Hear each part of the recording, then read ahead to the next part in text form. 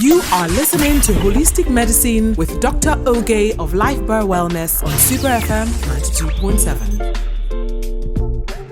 Good morning and welcome back to another amazing, enlightening edition of Radio Doctor. But hey, this is Holistic Medicine with Dr. Oge. Welcome back, Doctor, to the show. Now, you're already part of the family. This is not the first episode. So I'm already sure you're familiar with her. And of course, she's familiar with us as well. This is your one family, one radio station, 92.7 Super FM. And So Feel So Fine, your radio news.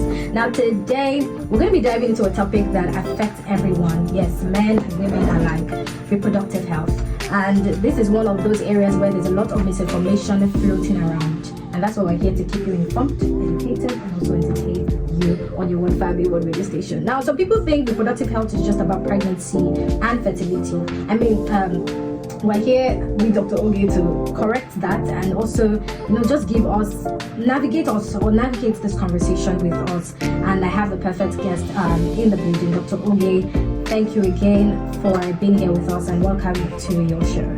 Thank you. It's always a pleasure to have you. Now, she's here to break down the myths, share expert advice, and give us practical steps to help improve our reproductive health. Now, let's start with the basics. Introduction, for sure. When we talk about reproductive health, what exactly does that include, and why is it important for male listeners and women listening right now to pay attention to it?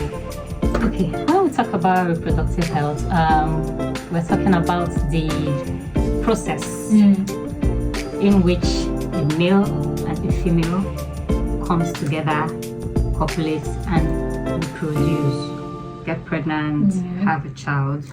I think that's the natural order of life, right? Yes. But currently, if we look at it, the younger generations, the younger ladies are having issues now with their fertility. Yes. There's a lot of complaints, fibroids, cysts, endometriosis, ovarian cysts, low sperm motility, low sperm count, hormonal imbalance. And when we look at it deeper, we look at it further, we can say it could stem from the diet, it could stem from stress, it could also stem from the endocrine system, psychology. Interesting. So when we talk about diet, probably there's a lot of sugar intake, not eating the right food, consumption of processed foods. As a lady, you're expected to eat certain forms of food, vegetables, seeds, nuts. But when you consume a lot of processed food, what you're doing is you're reducing the quality of the eggs that you have, right? When we talk about stress, of course, we know Nigeria is very stressful now. You can't run away from stress. I think it's not just Nigeria. I think everywhere is stressful. Really. So how do you manage your stress? You go to work, you're stuck in traffic. By the time you get back home, you don't have time to relax. Then you meet your husband. Your mind is not at ease to even welcome and accept the sperm that is being put into you. Right. When we talk about reproduction, it has to do with your emotions. That's where the psychology now comes into it. No. Your emotions. Your endocrine system works with your emotions. So when the person says that there's hormonal imbalance, I tell them, go and balance your emotions first. That's interesting. There's sometimes that we meet ladies, or I meet ladies, I'm trying to conceive. The first question I ask them is, are you married? Yes. Okay. How is your relationship? What's your relationship with your husband like? Who's the breadwinner of the family? If you're the breadwinner, psychologically, you're not thinking like a man. That's a very interesting perspective. So we need to shift your mindset first from thinking like a man to being a woman, because your body will only respond to what your mind is sending out to it. So if you're the breadwinner of the family, your husband doesn't make the decisions, you're the one making the decisions, you're now a man psychologically. That is where the emotional health comes in when it comes to reproduction. I like that, because a lot of times people think of reproductive health as just fertility or childbirth. I mean, it includes that, but there's a whole lot more now, you said. I mean, taking us the angle of even talking to your client and you tell them, what are your emotions? There's an emotional stress that could even be affecting you welcoming, the situation. But there's so much to it, and we're getting into it already. Now, let's talk about solutions. I know I'm bringing it this early on the show, but let's talk solutions from a holistic perspective, right? How can people take better care of their reproductive health? Are there specific foods, habits, or lifestyle changes that can make a big difference? Okay, yes.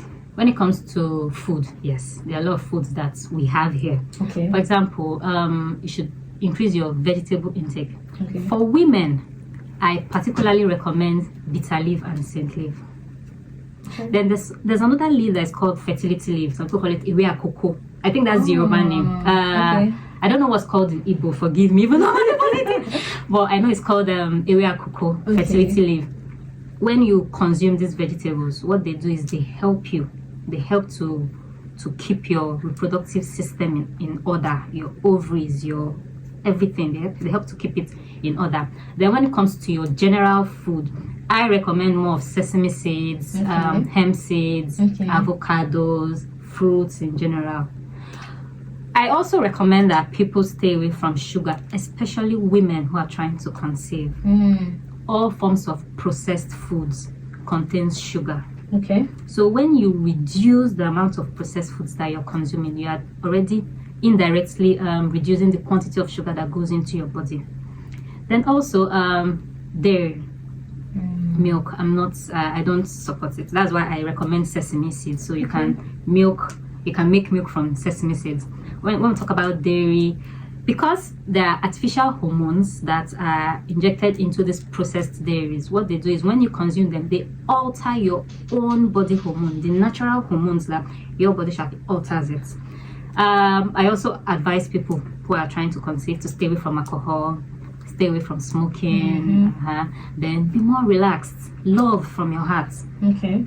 Sorry to say, you see people that say, I just did it once and it just happened. It's just your emotions that pushed it. Yeah. So your emotions needs to be balanced. If you know you're stressed, try to take time to relax. Okay. Let me ask this one. I don't know, now time is just on, because there's quite a lot I wouldn't even want to ask, but maybe I'll ask you off air. But what about hormonal balance? A lot of people struggle with irregular cycles, PCOS.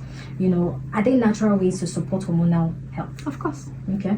Can you share just briefly, because of course. Okay, for example, someone who is undergoing hormonal imbalance, maybe the person probably sees a period twice in a month. What we do is eliminate the sugar, balance the hormones, increase your rest, take herbs, sleep, and you find out that in 1 month, 2 months, the person's period is irregular.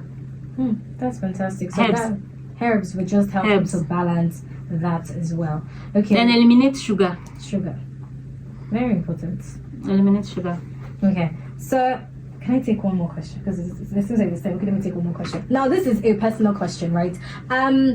So I have an auntie who went through an IVF procedure, and I mean, even looking at the lining of her womb, they said it's perfect, it's thick. I think there's also a measurement that even over 10, it's like an 8, it's good. And the eggs were inserted, everything looked good, but she miscarried. So what could have been the problem with that situation? Stress. Then age. Okay. I don't know how. In her 40s. Age and stress. Okay. The way the female body is, you have a higher chance of having children from 18 to 27, at most 30. Once you get to 30, from 30 to 35, the chances begin to drop.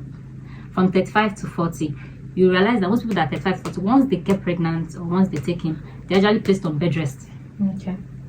So stress and age. Okay.